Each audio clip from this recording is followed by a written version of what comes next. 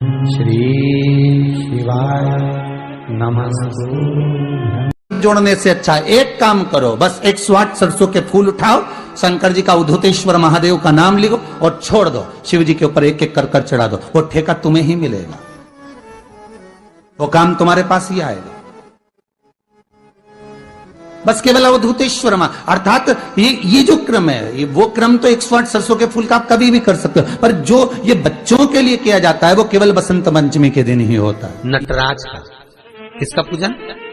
नटराज का। क्योंकि वीणा देवी को, सरस्वती को भी अगर कोई स्वर प्रदान करता है, माता सरस्वती को यदि कोई नृत्य प्रदान कर रहा है, माता सरस्वती को यदि कोई वीणा में स्वर प्रदान कर रहा है, माता वीणा वादनी को अगर कोई वीणा सिखा रहा है, माता सरस्वती को नृत्यांगना सिखा रहे हैं, तो वो नटराज भगवान शिव सिखा रहे हैं। शंकर, दुनिया के लोग माता सरस्वती को पकड़ते हैं और सरस्वती शिव नटराज को। पहला नाट्य सिखाने वाला ही शंकर सरस्वती को, इसलिए कहते हैं विद्याध्ययन करने वाले बच्चों को शिव का स्मरण करना चाहिए। शंकर का स्मरण करो, जब जब पढ़ने बैठो मन नहीं लगे।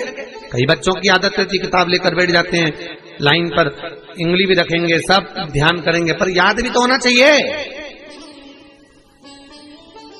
याद कैसे हो?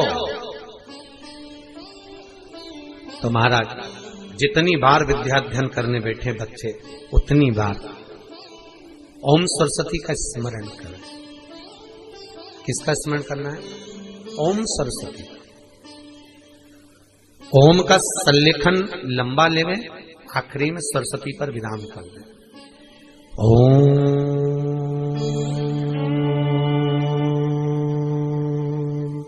सरस्वती नमः। ओम सरस्वती का स्मरण करिए। 5 बार बोलने के बाद बच्चा खेलते हुए भी अगर किताब में एक लाइन भी पढ़ लेगा तो वो बच्चा उस लाइन को कभी जिंदगी में भूल नहीं सकता, भले वो उस क्लास को पास करके आगे की 10 क्लास में क्यों ना पहुंच जाए, भूल नहीं सकता। सरस्वती जी का एक नाम शारदा है। क्या नाम है? जम के बोलिए जरा। शारदा। ये शारदा नाम कहां से पड़ गया? सरस्वती माता को शारदा नाम किसने दिया था? भाई नामकरण होता है तो हमारे यहाँ तो आज भी नियम है महाराज, ये बुआ कोई नाम बताती है, मामा जी कोई नाम बताते हैं और दादाजी कुछ बोलते हैं, कोई बोलेगा टिक्कू, कोई बोलेगा पिक्कू, कोई बोलेगा कुछ, सबके नाम अपने अपने रहते हैं, कोई प्रेम से क्या बोलता है। तो सरस्वती का शारदा नाम किसने प्रदान किया था? माता सरस्वती को शारदा संबोधन किसने दिया था? माता सरस्वती को शारदा का संबोधन किस समय पर प्रदान किया गया था? जिस समय पर शंकर और पार्वती भ्रमण पर निकल रहे थे और भगवान ब्रह्मदेव सरस्वती को ढूंढ रहे थे, और माता सरस्वती को ढूंढते हुए ब्रह्मा जब भगवान शंकर की साक्षी में पहुंचे हैं, तब भगवान शंकर से ब्रह्मदेव ने कहा, आप कहीं सरस्वती को देखें तो मुझे भेजिएगा, मेरे पास में भेजिएगा। शंकर भगवान ने उसी समय पार्वती से कहा, पार्वती, जैसे एक स्त्री जो पतिव्रता धर्म का पालन करने वाली है, एक नारी पतिव्रता धर्म का पालन करने वाली होती है, पति को परमेश्वर मानने वाली होती है, पति के चरणों का रसतत्व ग्रहण करने वाली होती है, तो वो पर पुरुष का स्मरण नहीं करती।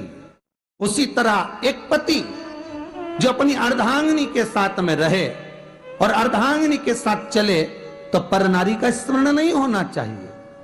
तो एक काम करो पार्वती, तुम उस सरस्वती को बुलाना प्रारंभ करो। अब पार्वती जी ने कहा, सरस्वती तो मेरी बहन जैसी है, सरस्वती तो मेरी सखी जैसी है, अब मैं उसको अगर बुलाऊं, आवाज दूं, अच्छा नहीं लगेगा। तो माता पार्वती जब ढूंढते ढूंढते ढूंढते ढूंढते शंकर भगवान के साथ में भ्रमण करती करती पहुंची, तो क्या देखती है माता पार्वती कि एक सरोवर के पास में माता सरस्वती बैठकर सरोवर में अपना मुखाग्रविंद देख रही थी। श्वेत वस्त्र था मेरा माँ का, और बड़ी सुंदर गले में माला पहन रखी थी माता सरस्वती ने, और एक सरोवर में माता सरस्वती अपने मुख को जब निहार रही हैं, उस दर्पण के भाव में अपने प्रतिबिंब को देख रही हैं, तब उस समय पर माता पार्वती ने कहा, शारदा, सरस्वती को लगा कि मेरा संबोधन ये किसने कहा, पलट कर देखा। सरस्वती ने कहा पार्वती तुम?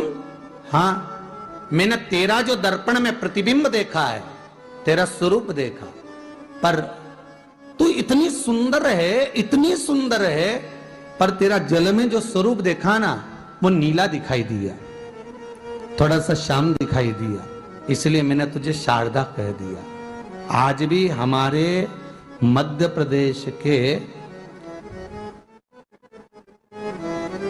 कटनी और सतना के बीच में महियर में आज भी शारदा भवानी विराजमान है।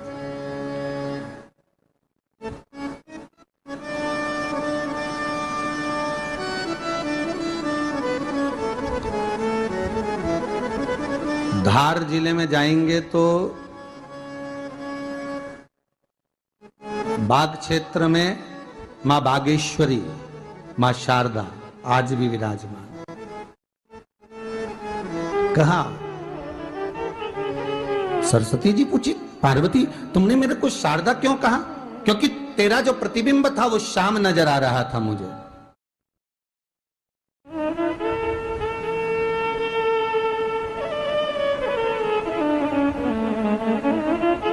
उस प्रतिबिंब को देखकर मैंने तुझे शारदा का संबोधन दिया।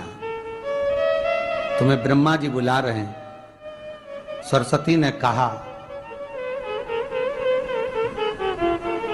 पार्वती मैया दीदी, आपने मुझे जो नाम दिया है, जगत के लोग, संसार के लोग मुझे इस नाम से जब पुकारेंगे तो ये शारदा, ये सरस्वती स्वयं उसके कंठ पर, उसके मस्तिष्क पर सदा विराजमान रहेगी, ये शारदा बनकर। इसलिए हमारे स्कूलों में, हमारे काव्य ग्रंथों में, हमारे जो कविगण रात्रि को जो काव्य पाठ करते हैं, कविता का स्मरण करते हैं, वो सरस्वती की वंदना नहीं करते, हे शारदे मां, शारदा की वंदना करते।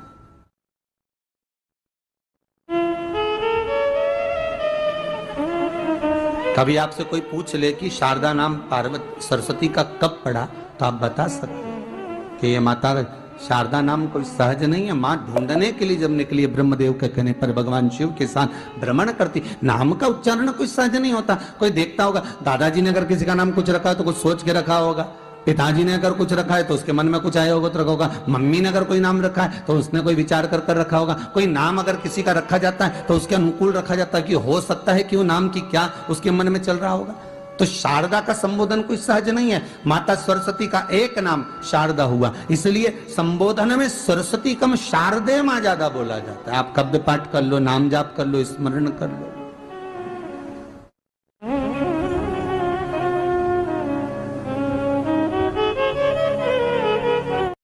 हम बच्चों से कहना चाहेंगे, छोटे छोटे बच्चों से, आप माता सरस्वती की आराधना करा करो। मेरे बच्चों से निवेदन है, कभी जिंदगी में अगर मौका मिल जाए और सरसों के फूल यदि आपके जीवन में आपको कहीं से प्राप्त हो जाए, सरसों के फूल जानते हो ना, पीला कलर का होता है सरसों का फूल, आप प्रयास करो सरसों का फूल। जिस दिन माता सरस्वती का, मेरी बागेश्वरी का जिस दिन प्रागट्य उत्सव हो बसंत पंचमी का, उस समय पर माता सरस्वती का स्मरण कर कर वो सरसों का फूल आप देव अधिदेव महादेव को चढ़ाइए। जैसे माता सरस्वती को ज्ञान दिया था, वैसा मेरा महादेव आपको भी ज्ञान दे। वो सरसों का फूल आप देव अधिदेव महादेव को समर्पित। कई जगह पर आम के जो झूमर होते हैं वो, कई जगह पर सरसों का पुष्प, सरसों का फूल वैसे शिव महापुराण के अनुसार अगर अपन देखें तो बड़े रोग में भी कारगर होता है। जिसको कैंसर जैसा रोग हो जाता है या किडनी लीवर जिसका डैमेज हो जाता है, इसके लिए हमने पहले भी कथाओं में वर्णन किया है। बसंत पंचमी का दिन, महाराज सरस्वती का दिन, जिस दिन जो बच्चा पढ़ने में कमजोर होता है उसके हाथ से बसंत पंचमी के दिन सरसों के 31 फूल शंकर जी को चढ़ा दिए जाते हैं तो बच्चा पढ़ने में अव्वल निकल जाता है। उसके बच्चे को कभी नहीं कह सकते कि पढ़ने बैठ, वो खुद बैठेगा। केवल आज बसंत पंचमी का दिन, एक ही दिन चढ़ता है।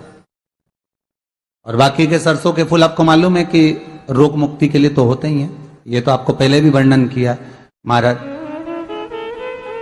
कि जब कोई एकदम रोग आ जाए और डॉक्टर एकदम बोल दे कि ये रोग भारी आ गया है और इसकी जांचें जाएंगी और फिर ये कुछ भी हो सकता है, तो क्या करा जाता था कि 108 सरसों के फूल लाकर तुरंत शंकर भगवान को चढ़ाए जाते थे महाराज।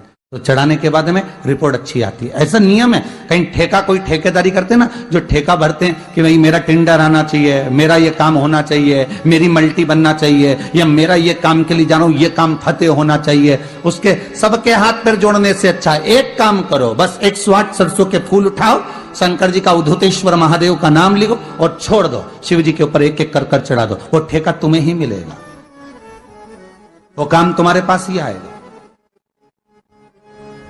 बस केवल अवधूतेश्वर अर्थात ये जो क्रम है, ये वो क्रम तो 108 सरसों के फूल का आप कभी भी कर सकते हो, पर जो ये बच्चों के लिए किया जाता है वो केवल बसंत पंचमी के दिन ही होता है। जब आपका बच्चा एग्जाम देने जा रहा है, पढ़ाई करने जा रहा है और पास नहीं हो रहा है, या उसको आपको लग रहा है इसने पढ़ाई नहीं करी, पास नहीं होगा, तो शहद, बेलपत्री की बीच वाली पत्ती पर शहद लगा लीजिए और शंकर भगवान के शिवलिंग पर जाकर उसको बच्चे के हाथ से चिपकवा दीजिए। बच्चे ने भले पढ़ाई नहीं करी हो पूरी साल, पर बच्चा उस सब्जेक्ट में जिस दिन वो बेलपत्री चिपका कर आएगा उस दिन उस सब्जेक्ट में बच्चा पास होकर ही रहेगा, उसका एग्जाम उसको। शिवाय नमस्तुभ्यं। जो बच्चा पढ़ाई में कमजोर होता है, जिसको लिखना नहीं आता, बच्चे लोग याद तो कर लेते हैं पर कॉपी में लिख नहीं पाते, उसको एक ही बात कहो, शंकर जी के मंदिर में जाओ, चंदन घस के ले जाओ और चंदन को 3 उंगली से उस शिवलिंग पर उस बच्चे को ओम बनाना सिखाओ। शिवलिंग पर जो बच्चा ओम बनाना पूरा चालू कर देता है, उस बच्चे को माँ फिर हाथ पकड़ के नहीं पढ़ाती, वो बच्चा अपने आप लिखना चालू कर देता है, केवल शिवलिंग पर ओम लिख देने पर। सब बोलिए एक बार जमकर, श्री शिवाय नमस्तुभ्यं। प्रैक्टिकल जरूर करना, कहीं सियोर वाला महाराज झूठ तो नहीं बोल रहा। शास्त्रों की बातें हमारे जीवन में हमें सुख प्रदान करे, इसलिए इस भाव का आनंद करते हुए आज की कथा को विराम देते हैं।